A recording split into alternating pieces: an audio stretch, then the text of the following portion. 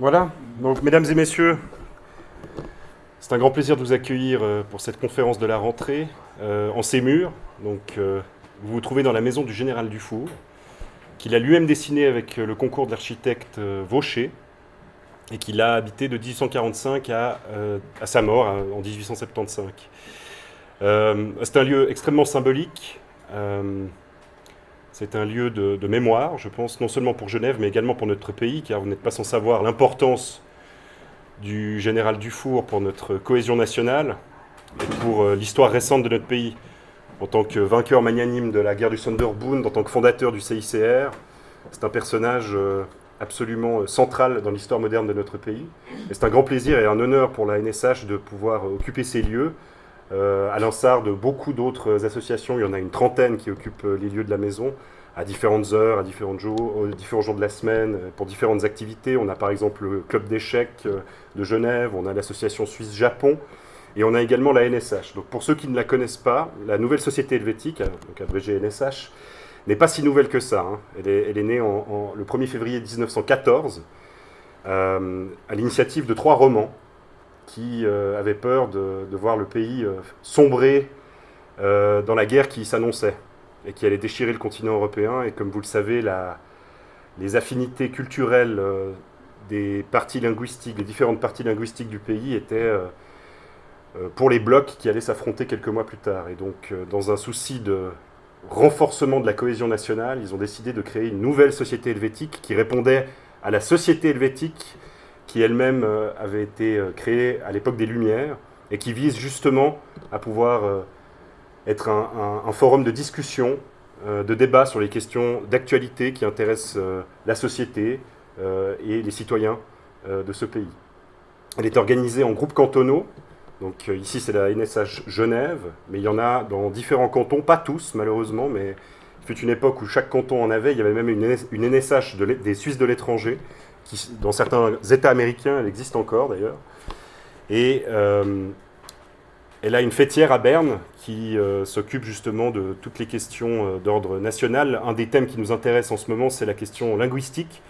La NSH prépare une prise de position concernant la loi sur les langues, qui, comme vous le savez, c'est un débat qui agite un petit peu les médias, notamment en Suisse alémanique, sur l'importance de l'apprentissage du français vis-à-vis de l'anglais. Et la NSH va prendre position pour réaffirmer l'importance des langues nationales et la richesse que cela représente. Donc voilà pour les présentations de où vous vous trouvez et dans quel cadre nous allons ce soir accueillir Yacine Reski, que je remercie beaucoup d'être parmi nous ce soir pour une conférence absolument passionnante, j'en doute pas une seconde, sur un thème extrêmement important, notamment quel est le lien le plus important entre les citoyens et l'État que l'impôt. Et donc je me réjouis de vous entendre à ce sujet. Je vous présente rapidement, donc vous êtes avocat fiscaliste, si je ne me trompe pas, c'est juste. Vous avez votre propre cabinet à Genève, et donc vous êtes un expert des questions fiscales. Et vous publiez aussi des tribunes qui ont un certain écho dans Bilan. Je les ai jointes aux newsletters pour les membres et les amis de la NSH et également sur les réseaux, notamment sur LinkedIn, pour que vous puissiez les consulter. Et je pense qu'elles seront aussi périodiquement dans la présentation un fil rouge en lien avec vos réflexions. Voilà.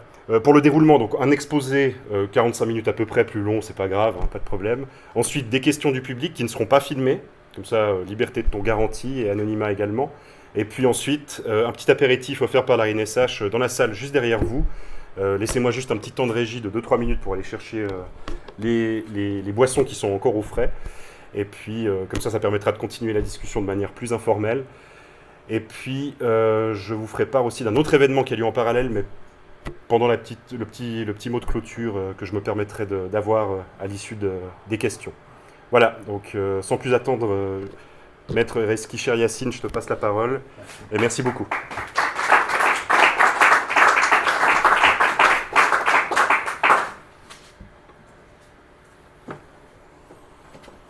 Merci déjà pour cette invitation à la nouvelle société helvétique. Alors je vais aller droit au but et peut-être commencer par un aveu, pour être tout à fait transparent avec vous. Ce travail qui vous est présenté aujourd'hui n'est pas du tout le fruit d'une réflexion scientifique approfondie. Je sais que des illustres présentateurs sont venus à cette tribune avant moi, et puis ils avaient une certaine expérience, une certaine analyse critique fondée sur des années d'expérience. En ce qui me concerne, en toute honnêteté, c'est plus une frustration. Le point de départ de ce raisonnement, une frustration de praticien, une frustration d'avocat, avec l'impression non seulement de ne pas toujours être écouté par les instances lorsqu'il s'agit de contentieux fiscal, mais pire que ça, le sentiment que ces instances aident et parfois complètent le raisonnement des administrations fiscales. C'est un sentiment qui est assez largement partagé par des confrères, mais il est vrai qu'on n'arrivait pas, jusqu'à récemment, à mettre des mots, en tout cas des chiffres sur ce sentiment. Et il y a eu une étude très intéressante qui est parue notamment dans Le Temps, une étude de l'université de Zurich, vous aurez les références par la suite, une étude qui a analysé près de 1000 arrêts du tribunal fédéral et qui arrivait à des constats assez surprenants. Surprenants pour les personnes qui n'étaient pas initiées, mais qui finalement venaient concrétiser ce sentiment parfois d'injustice qu'ont certains praticiens. Vous avez là quelques chiffres symboliques à l'écran. Seulement 8% des recours menés par des contribuables étaient couronnés de succès, contre 50% quand c'est l'administration qui faisait recours. Et encore, l'administration n'a pas toujours besoin, et même pas souvent besoin de faire recours, puisque généralement elle gagne dès les premières instances. La comparaison est d'autant plus intéressante que dans un pays voisin, en Allemagne, le taux de succès des contribuables avoisine les 42%. Et donc finalement, on s'interroge pourquoi un tel taux de succès, surtout qu'à l'échelle internationale, en tout cas dans les sphères politiques et médiatiques, la Suisse est parfois perçue à tort comme un paradis fiscal. Le mot est très fort, il ne correspond pas du tout à la réalité. La Suisse a même été placée en 2009 sur la liste grise de l'OCDE. Alors ce n'était pas réellement pour des motifs qui allaient à l'analyse du droit fiscal interne, mais plus pour des questions liées à l'échange de renseignements, à des sociétés auxiliaires et autres. Mais tout de même, il y a cette idée très injuste et fausse que la Suisse serait un paradis fiscal. C'est loin d'être le cas. Notre pays est assez complexe et robuste en matière de fiscalité. Déjà, nous avons 2, voire parfois 3 échelons d'imposition, fédérale, cantonale, parfois communale, et une fiscalité qui est assez complexe, avec une charge fiscale maximale qui est assez unique au monde de 1% dans le canton de Genève sur la fortune. C'est une exception au régime que l'on trouve dans les pays de l'OCDE où il n'y a généralement pas d'impôt sur la fortune, ou alors un impôt sur la fortune qui est limité à des biens, généralement les biens immobiliers.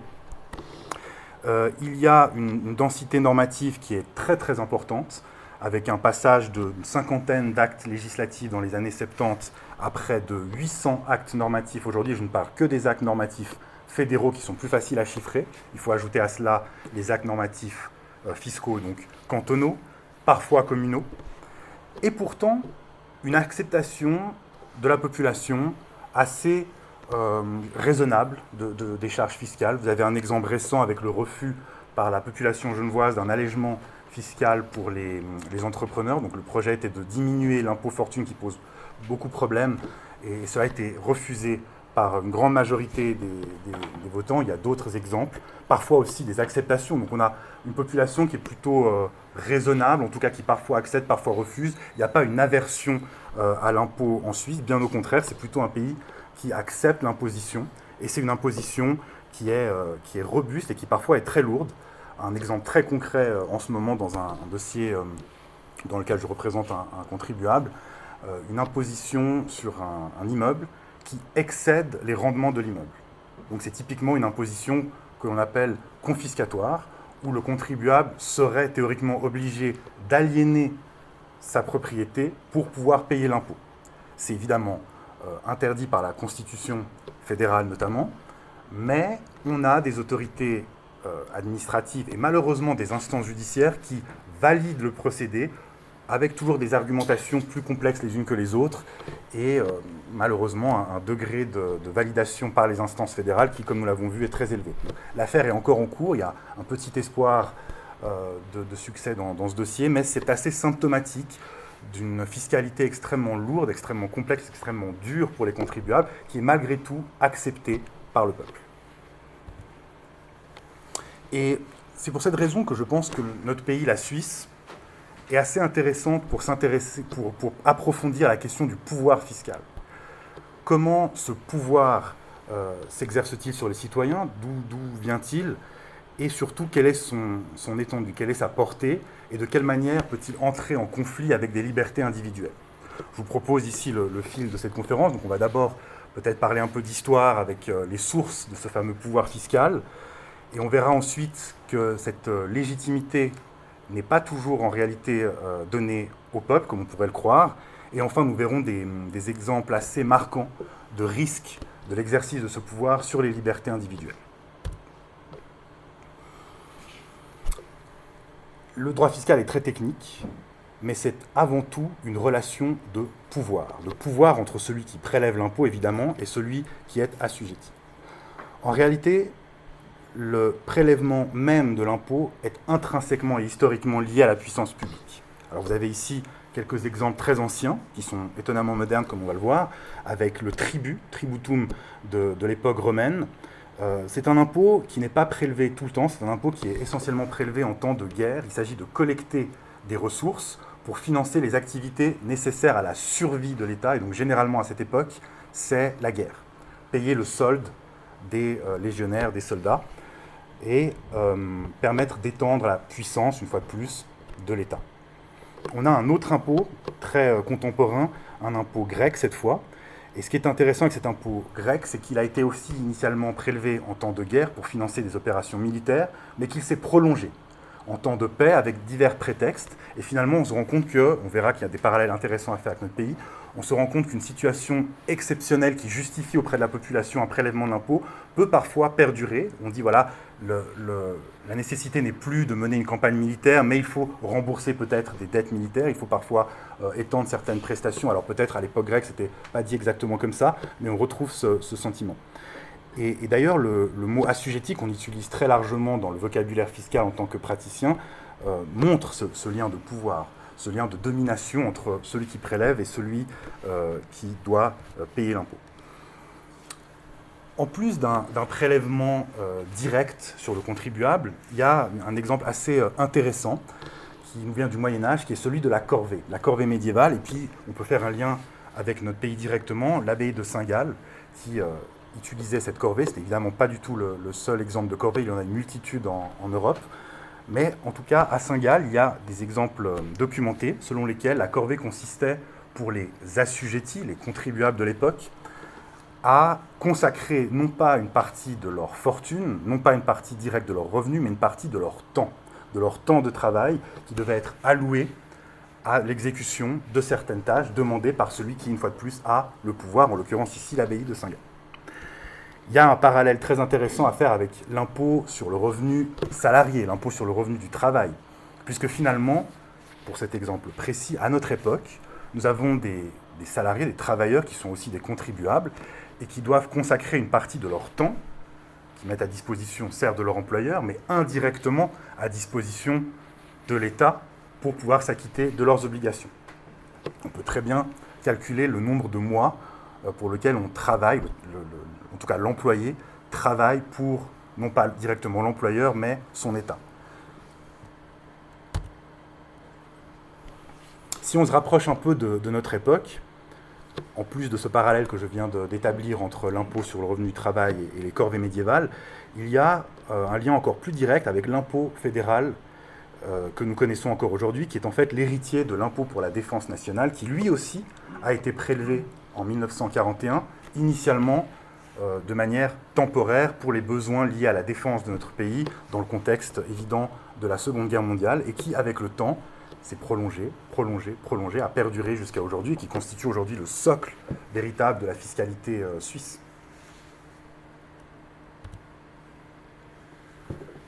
En plus de cette relation de pouvoir, où vous avez soit une contribution qui touche directement aux ressources de l'individu, soit le temps de l'individu qui est pris par celui qui détient le pouvoir, il y a une autre fiscalité encore plus intéressante qui est la fiscalité comportementale.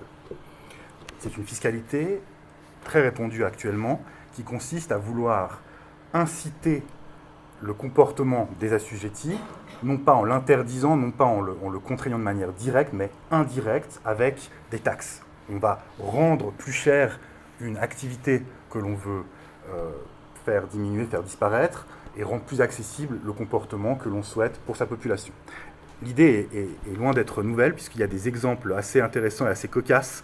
À Florence, en 1373, les élites politiques de l'époque avaient décidé d'une taxe sur les pantalons courts. Alors apparemment, je l'ai découvert en préparant cette présentation, il y avait une mode pour les jeunes garçons de porter des pantalons qui venaient jusqu'au milieu de la cuisse. Ça pourrait être pratique aujourd'hui en temps de canicule. Et cette mode ne plaisait pas à une certaine élite politique, mais ils ont eu l'habileté, plutôt que de l'interdire, de la rendre coûteuse et de la réserver à une certaine élite en la taxant. Et les chiffres ne sont pas très précis, mais de ce que j'ai pu retrouver, la taxe correspondrait à 220 jours de travail, attention monsieur, 220 jours de travail au salaire moyen de l'époque. Donc c'était une taxe qui permettait de dissuader le bas peuple, entre guillemets, et de réserver cette pratique de pantalon court à une certaine élite. Et notre canton est assez doué en matière de taxes comportementales, notamment avec le fiasco, si je puis m'exprimer ainsi, de l'impôt automobile. Alors là, on ne cherche plus à dissuader de porter des pantalons, mais on veut influencer les consommateurs dans le choix des véhicules qu'ils vont acquérir, avec une taxe la plus dissuasive possible pour les véhicules dits polluants. Généralement, c'est des véhicules anciens, et une taxe assez basse pour des véhicules neufs.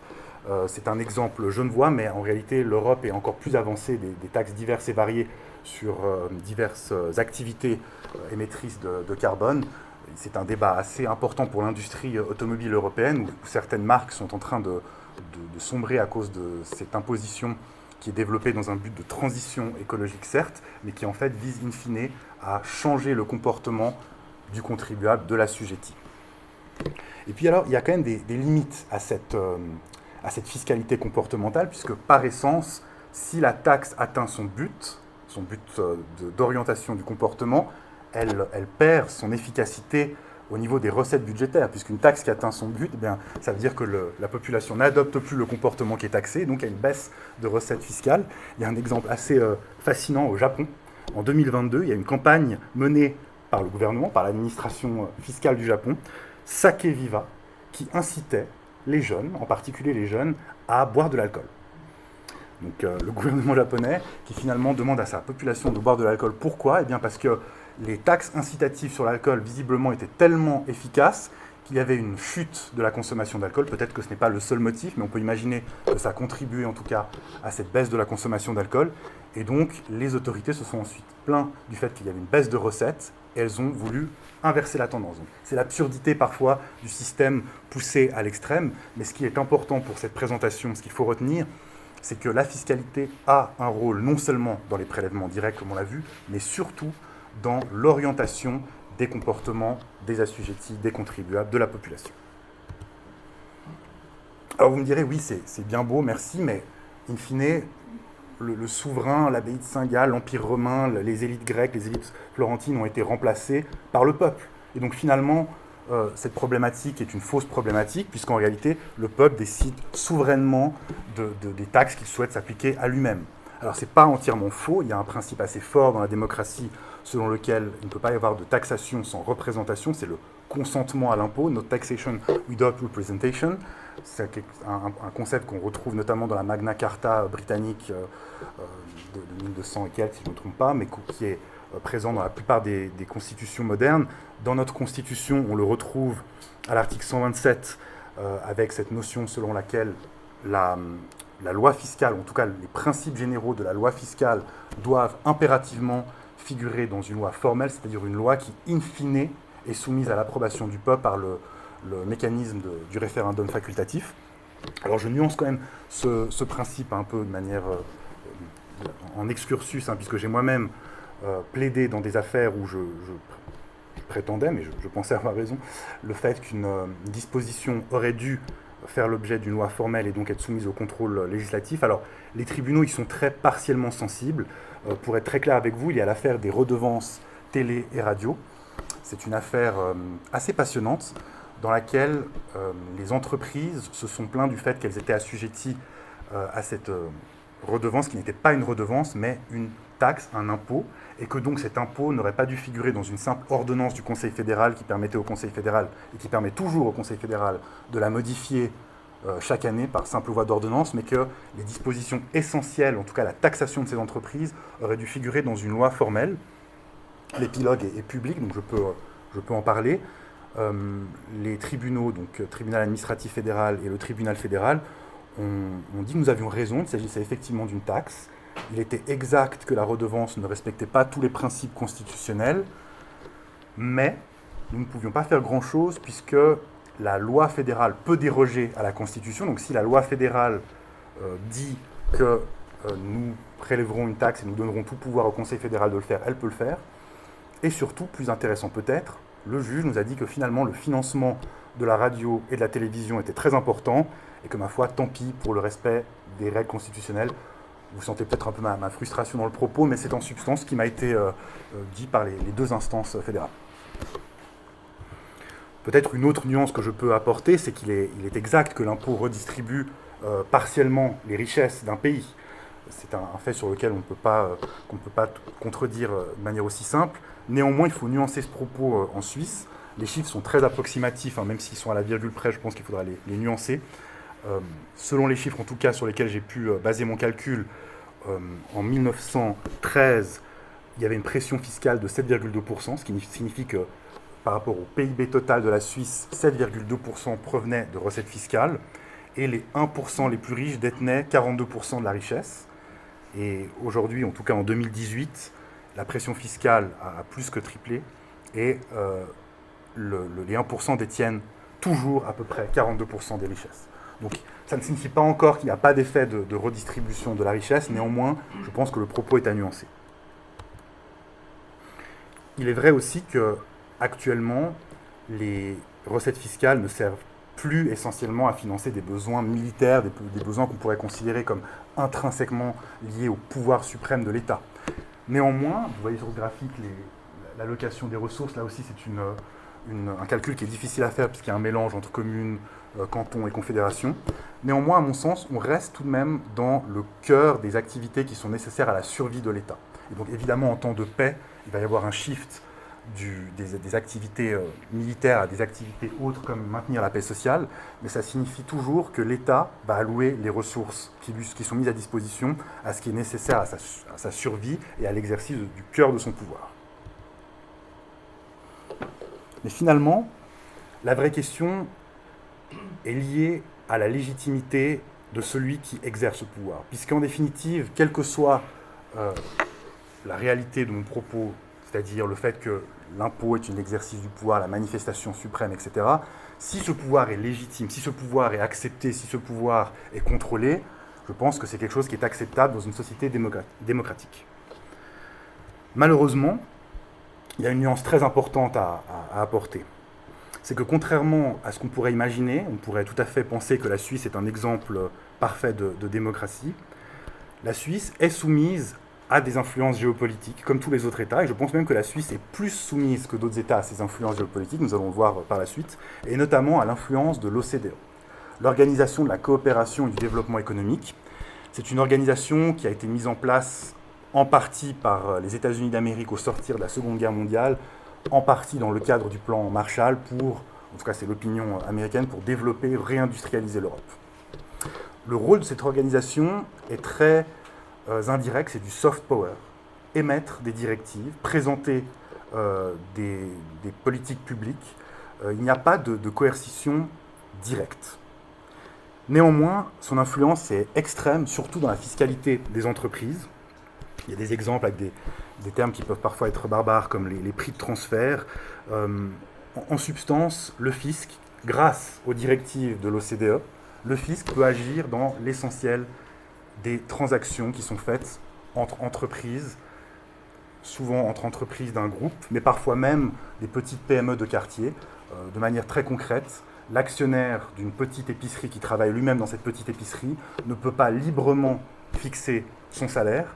Il doit convenir d'un juste prix avec lui-même, puisque sinon le fisc pourrait requalifier un salaire excessif en dividende, ou à l'inverse, si le salaire est trop bas, les instances de cotisation sociale pourraient dire non, ce salaire est trop bas, il y a une partie du dividende en fait qui est un salaire.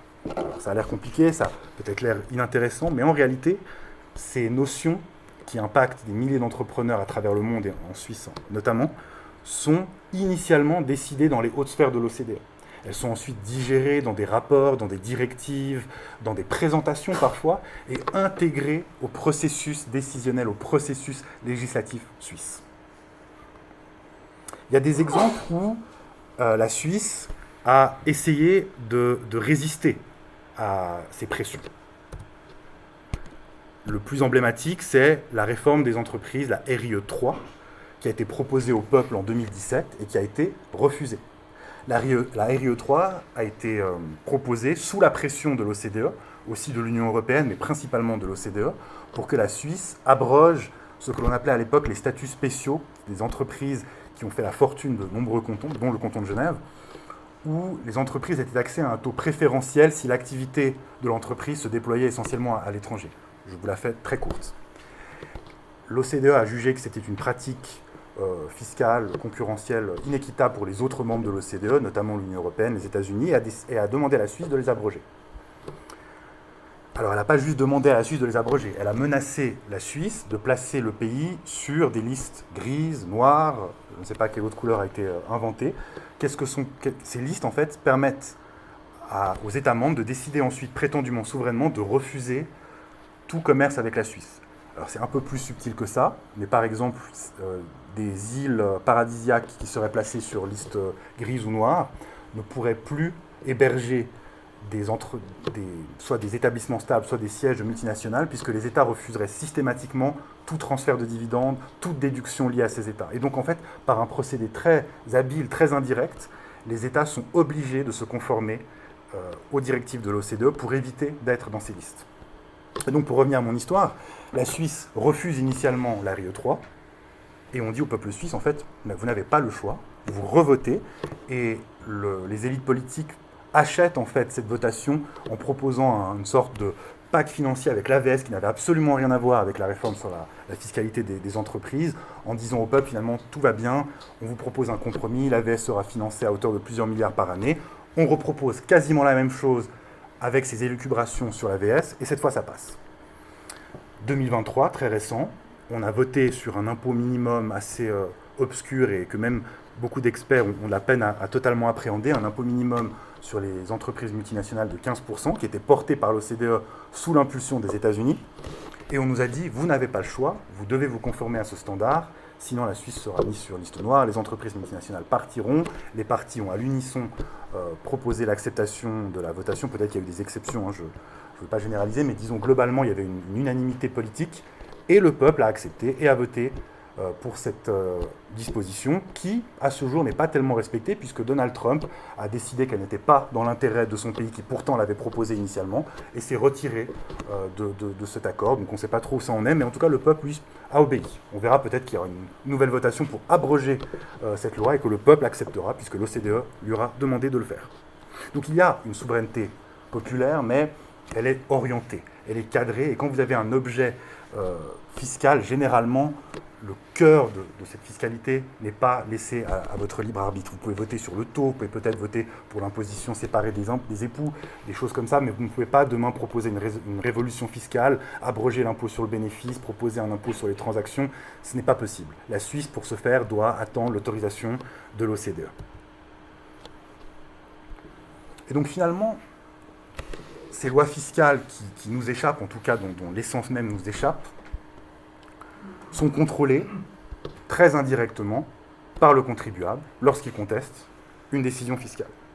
Et c'est là où on revient à la problématique initiale. Si les instances deviennent une simple caisse enregistreuse des autorités, la conférence est filmée, donc je présente quelques nuances, mais tout de même, si les instances ne font que valider les décisions des autorités, on se retrouve dans une situation où le peuple n'est plus souverain pour cette question qui pourtant prétendument est au cœur de la démocratie. Le consentement à l'impôt est vicié. Alors finalement, quelle importance? Certes, il s'agit de fiscalité, il s'agit de ressources financières, on a un peu perdu le contrôle, bon, il y a un pouvoir qui s'exerce sur nous, qui s'exerce sur nos finances. Est-ce si grave? Ce qui est très intéressant avec le droit fiscal, je crois qu'il y a un pénaliste dans la salle, c'est que contrairement au droit pénal qui intervient après qu'un fait répréhensible ait pu être commis, le droit fiscal en théorie, doit intervenir en permanence. Chaque fait générateur de l'impôt doit être contrôlé, puisqu'on doit déterminer si oui ou non il y a une imposition. Et ça, c'est un principe qui est communément admis. Et donc finalement, ce principe, ce mécanisme légitime l'administration à demander une sorte de surveillance de masse sur toutes les transactions qui peuvent donner lieu à un fait générateur de l'impôt. Alors, vous me direz, c'est peut-être dystopique, peut-être que je pars dans des théories du complot. Alors en tout cas, l'OCDE, lui, trouve ça très bien, trouve pas ça dystopique, mais plutôt utopique. Il annonce fièrement sur son site que 70% des administrations du monde utiliseraient l'IA. La Suisse, à ma connaissance, pas encore. Et il considère cet outil comme efficace contre la fraude. Alors je vais vous donner un petit florilège de cette utopie ou dystopie selon les opinions. Vous avez en Union européenne le Tax Network de l'Union européenne qui permet de surveiller quasiment en temps réel les transactions soumises à TVA. Et donc on vient dans cette idée de départ où il faut, et de manière totalement légitime, analyser toute transaction pour déterminer si l'impôt est correctement prélevé. En Italie, il y a un système de recoupement des données assez moderne où apparemment l'administration italienne prétend, grâce à l'intelligence artificielle, pouvoir faire correspondre les informations qui figurent sur une déclaration d'impôt avec les informations librement accessibles sur Internet. Et donc par exemple, si sur les réseaux sociaux vous affichez fièrement avec votre villa en Sardaigne et que cette villa ne figure pas sur la déclaration italienne, prétendument l'administration italienne serait capable de pouvoir le détecter automatiquement. Le Japon est dans Minority Report, ce fameux film où les autorités peuvent prédire une infraction avant qu'elle se produise, puisqu'il a des outils de détection préventive de fraude. Alors ça ne veut pas dire qu'il sanctionne préventivement, mais il contrôle préventivement certains types de dossiers, certains types de contribuables en fonction de données algorithmiques qui sont traitées par l'intelligence artificielle. Le plus intéressant selon moi, je vous passe peut-être le détail, le plus intéressant selon moi, c'est l'Estonie. L'Estonie, qui a fièrement annoncé sur son site internet, qui est en anglais d'ailleurs, si ça vous intéresse, un programme de Tax Behavior Rating. Et ce qui est passionnant et inquiétant, c'est que l'autorité communique aux contribuables son score de compatibilité avec le bon comportement fiscal qui est attendu de lui. Et ce score ne signifie pas du tout que le contribuable n'est pas en train de respecter la loi. C'est que globalement, certaines transactions peuvent être suspectes, peut-être il y a trop de transactions cash, peut-être il y a des grandes transactions, mais il n'y a pas de violation de la loi. Et elle encourage le contribuable à augmenter son score. Elle ne lui dit pas que si son score est bas, il sera sanctionné. Elle lui dit que si son score est bas, eh bien, il est plus enclin à avoir des contrôles fiscaux, que c'est moins bien. Personne ne doit avoir un score bas avec une administration fiscale. Les entreprises ont intérêt à avoir un score haut pour être tranquilles. Et on revient à cette idée de fiscalité comportementale, où l'administration à la fois prélève un impôt, exerce son pouvoir de cette manière, mais en plus incite le contribuable à adopter un certain comportement. Alors, il est vrai que j'ai commencé avec un constat un peu peut-être négatif sur la justice de notre pays, mais d'un point de vue de la surveillance, on est encore très très éloigné de ces mécanismes. À ma connaissance, pour l'instant, les administrations n'utilisent pas encore d'outils dotés d'intelligence artificielle, en tout cas pas publiquement. L'administration fédérale a essayé d'orienter le comportement des contribuables, mais c'est presque gentillet par rapport à l'Estonie. Elle a publié en 2021, si je ne me trompe pas, un code de bonne conduite pour les contribuables, où elle indiquait qu'est-ce qui était attendu du contribuable. Alors c'est très élégant, puisqu'elle prétend aussi indiquer qu'est-ce qui est attendu des taxateurs, comme ça tout le monde est sur un même pied d'égalité. Mais ce qui est pas vraiment respecter le principe d'égalité, c'est que dans ce code de bonne conduite, l'administration fédérale des contributions invite en toute décontraction le contribuable à renoncer à certains droits fondamentaux, comme le droit à la non-incrimination. Et c'est présenté de manière tout à fait positive. Le droit à la non-incrimination, c'est le droit de ne pas s'incriminer soi-même, et donc dans le cadre d'un contrôle fiscal, il y a une obligation de collaborer, c'est vrai, mais cette obligation, elle est nuancée par le droit à la non-incrimination. Donc si le contrôle fiscal peut déboucher sur une peine, ou si le contrôle fiscal est mené en même temps avec une enquête pénale, le contribuable a le droit de ne pas collaborer. Et disons, l'administration fédérale, dans son code de bonne conduite du contribuable, passe totalement sous silence cela et invite le contribuable à collaborer sans réserve en considérant que c'est cela une bonne conduite. Alors on peut très bien imaginer que demain l'administration fédérale s'inspire de l'Estonie, qui est un exemple pour beaucoup de pays européens dans sa numérisation de sa justice et de ses services, notamment fiscaux, et réussissent à numériser ce code de bonne conduite fiscale pour mettre de mauvaises notes aux contribuables qui feraient usage du droit à la non-incrimination. En réalité, cette transition vers une fiscalité, disons, accessible et simple, parce que nécessairement humaine, à une fiscalité absolue, avec des technologies qui permettent un contrôle total, nous fait penser à des outils qui existent dans certains pays, en particulier la Chine, des outils liés au crédit social qui permettent d'orienter le comportement, non pas seulement des contribuables, mais de toute la population, en attribuant des scores associés à un comportement. On pourrait très bien imaginer un glissement vers ce type de société en attribuant des scores, dans un premier temps, aux contribuables. Donc en réalité, évidemment, vous l'avez compris au titre initial de ma présentation, le fisc n'a certainement pas toujours raison, mais on peut se demander aujourd'hui qui a encore le pouvoir de lui donner tort dans une société où l'administration dispose d'outils extrêmement performants pour tracer l'intégralité des données, dans une société où l'administration a des outils qui permettent d'accéder à d'autres transactions et de faire des comparaisons entre un contribuable et un autre, ce que le contribuable ne peut pas faire puisqu'il n'a pas accès à ces informations. On peut se demander si les instances, le contribuable, le pouvoir législatif sera encore en mesure de donner tort au fisc. Alors j'aurais aimé terminer ma présentation sur des ébauches de solutions. J'ai pensé à faire une page blanche, tout simplement, puisque je n'en ai pas. Si ce n'est d'alerter peut-être à mon humble niveau l'opinion publique, peut-être quelques élites politiques qui pourraient s'intéresser à ce problème, puisqu'en réalité le seul et unique moyen de ralentir le processus, c'est de le contrôler. Peut-être qu'il faudrait que les élites de ce pays s'intéressent déjà à cette problématique et essayent de réguler d'une manière ou d'une autre l'utilisation d'outils d'intelligence artificielle et de comprendre pourquoi nos instances judiciaires donnent si souvent raison aux autorités fiscales. Je vous remercie.